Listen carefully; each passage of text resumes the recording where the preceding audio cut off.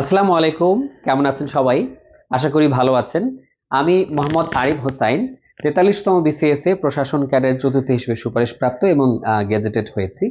আমাকে অনেকেই জিজ্ঞেস করেছেন যে বিসিএস এই যে একটা দীর্ঘ জার্নি, প্রিলি, রিটেন, ভাইবা, এই পুরো সময়টা কাভার করতে 4 থেকে 5 বছর লেগে যায়। অর্থাৎ অ্যাপ্লিকেশনের পর থেকে আপনার জয়েনিং এর পর্যন্ত একেবারে পুরো সময়টা 4 বছর লেগে যায়।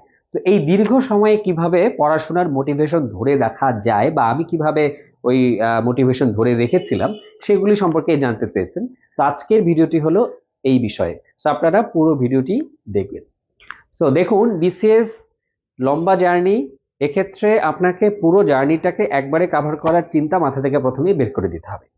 আপনাকে ইমিডিয়েট যে স্টেজটা আছে সেই স্টেজটা কিভাবে পার করে যাবেন সেইটুকুর মধ্যেই আপনার চিন্তা চেতনা আপাতত সীমাবদ্ধ রাখা যেতে পারে।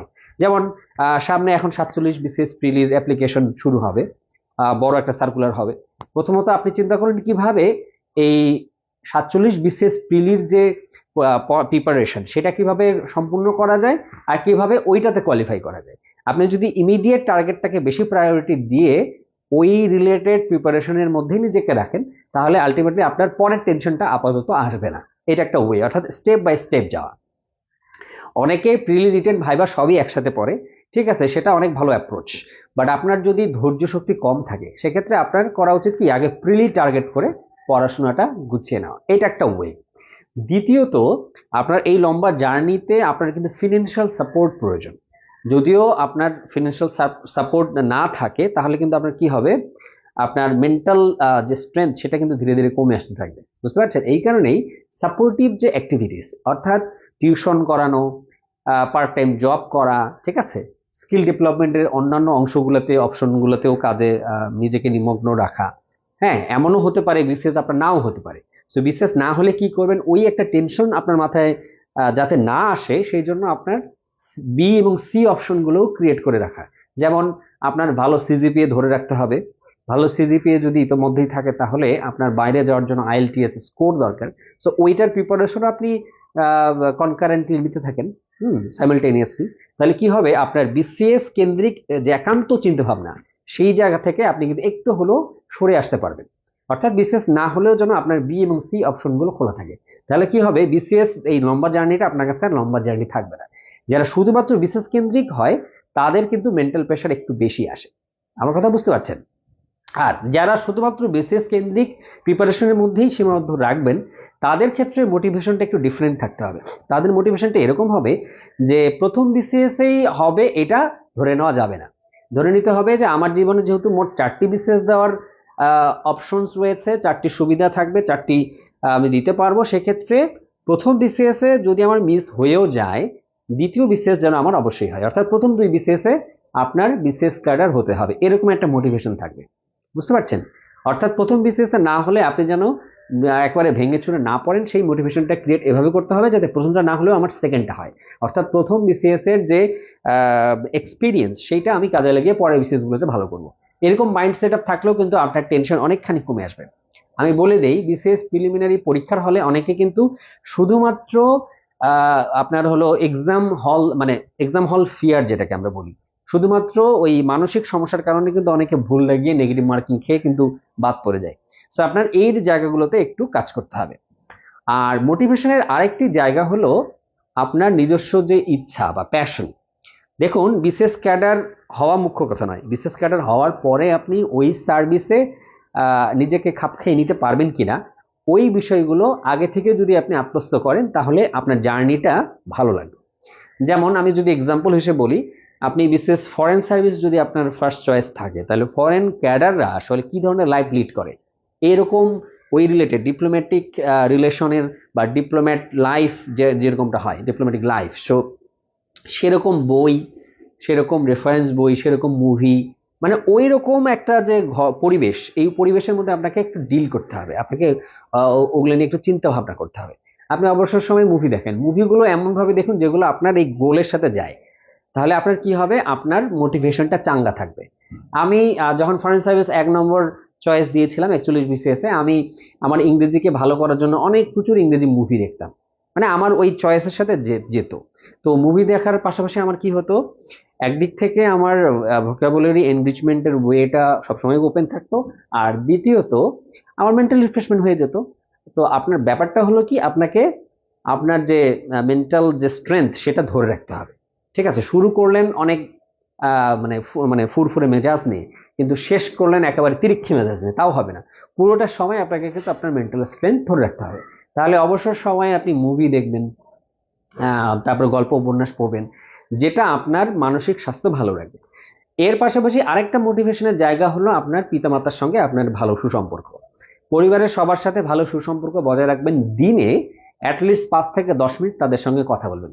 তাহলে তাদের যে মনোবাসনা আপনাকে নিয়ে, আপনাকে ঘিরে, আপনার কেরিয়ারকে ঘিরে, সেগুলো যখন আপনার মধ্যে আপনি আবিষ্কার করবেন যে আমার পরিবার, আমার বাবা মা যেহেতু এই জিনিসগুলো চাচ্ছে, তাহলে আমার উচিত তাদের ইচ্ছা আকাঙ্ক্ষাকে বাস্তবে রূপদান করা। তখন আপনার মধ্যে মোটিভেশনটা আরো বেশি গাঢ় হবে। বাট পরিবার থেকে আপনি যদি একটা সবসময় ডিস্টেন্স মেনটেন করেন, তাহলে দেখা যাবে যে আপনি নিজেকে একা ভাবা শুরু করেছেন। তখন কি হবে, আপনার মনে হবে যে আমি বেকার, আমার মধ্যে বেকারত্বর একটা গ্লানি চলে এসেছে। আপনার মধ্যে ধীরে ধীরে কিন্তু হতাশা ঘিরে ধরবে আপনাকে, যেটা কিন্তু হওয়া উচিত না, কারণ আপনি তো একটা প্রসেসের মধ্যে আছেন। বিসিএস প্রিলি দিয়েছেন, রিটেন দিচ্ছেন, ভাইবা পর্যন্ত যাবেন। আসলে আপনাকে তো এইটা নর্মাল প্রসেসের মধ্যে যাচ্ছেন, it's a kind of training.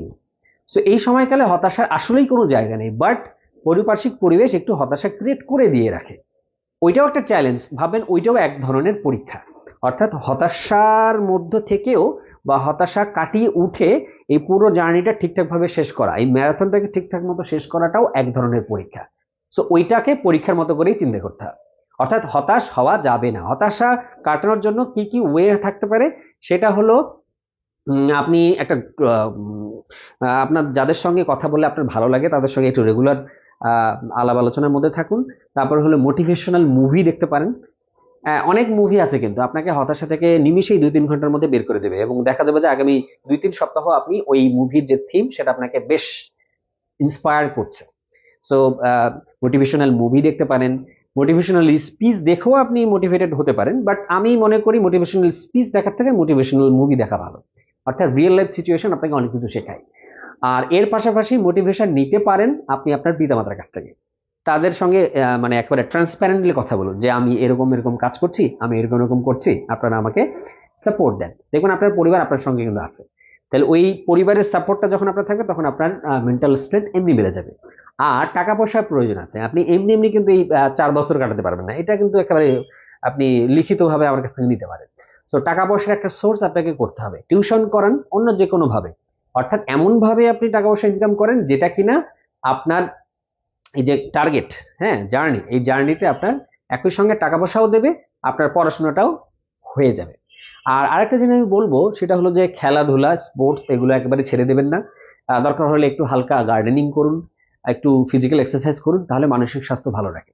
আর পড়ার টেবিলটাকে সুন্দরভাবে সাজাবেন, মানে মাথায় রাখবেন পড়ার টেবিলটা আপনার একটা অফিস। আপনি ক্যাডার হওয়ার পরে আপনার অফিসের রুমটাকে চেঞ্জ করবেন না, আর টেবিলটাকে একটু সাজাবেন।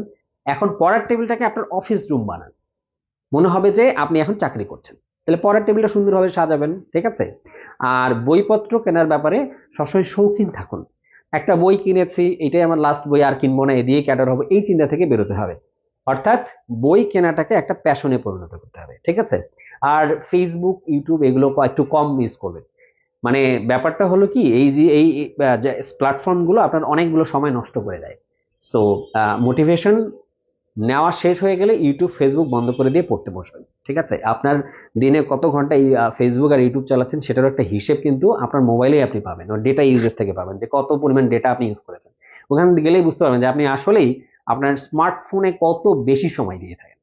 সো আপনার দিন শেষে হতাশা আসবে এই সামগ্রিকভাবে যখন আপনি ফেল করবেন। সো আপনার ডেইলি রুটিন থাকা উচিত, তাহলেও কিন্তু হতাশা আসবে না। হতাশাগ্রস্ত সময় কাটানোর জন্য সময় কোথায়, আপনি নিজেকে চিন্তা করে দেখুন। আপনার সামনে পরীক্ষা আছে, আপনার বসার জন্য একটা পড়ার টেবিল আছে, আপনার পড়ার জন্য বই আছে, আপনার 2টা চোখ আছে, আপনি অন্ধ নন, আপনার পেটে খাবার আছে, তারপরে আপনি পড়াশোনা করছেন না। তাহলে চিন্তা করে দেখুন, একজন সুস্থ মস্তিষ্কের মানুষ কিন্তু এত কিছু পাওয়ার পরেও নিজের পায়ে নিজে কুড়াল মারতে পারে না, পারে কি? তাহলে আপনার সামনে অপরচুনিটি আছে, আপনি ইউজ করছেন না, তার মানে কি নিজেকে বদ্ধ উন্মাদ মনে করা কি অস্বাভাবিক? তো এই কারণেই নিজেকে বদ্ধ উন্মাদ না করে প্লিজ পড়াশোনা করুন, দেখবেন আপনি নিজেই অনেকের মোটিভেশন হয়ে যাবেন। সো আজকের এপিসোড এই পর্যন্তই থাকবে। আপনার মোটিভেশন আপনি নিজে, আপনার মোটিভেশন আপনার নিজের পড়ার বই, আপনার মোটিভেশন আপনার নিজের ফ্যামিলি মেম্বার্স। সো আপনি নিজেই নিজেকে মোটিভেট করুন। সো আজকের এপিসোড এই পর্যন্তই থাকবে। পরবর্তীতে অন্য কোনো বিষয় নিয়ে অন্য কোনো এপিসোডে আপনার সঙ্গে আবারও দেখা হবে। সেই পর্যন্ত ভালো থাকবেন সবাই, আমার জন্য দোয়া করবেন। আসসালামু আলাইকুম। 46তম বিসিএস লিখিত, 47তম প্রিলি ও লিখিতের কার্যকরী ও ইন্টেন্সিভ পূর্ণাঙ্গ প্রস্তুতিতে অনলাইন রেকর্ডেড ব্যাচে ভর্তি হতে স্ক্রিনে দেয়া হোয়াটসঅ্যাপ নম্বরে যোগাযোগ করুন। 46তম বিসিএস লিখিত, 47তম প্রিলি ও লিখিতের কার্যকরী ও ইন্টেন্সিভ পূর্ণাঙ্গ প্রস্তুতিতে অনলাইন রেকর্ডেড ব্যাচে ভর্তি হতে স্ক্রিনে দেয়া হোয়াটসঅ্যাপ নম্বরে যোগাযোগ করুন।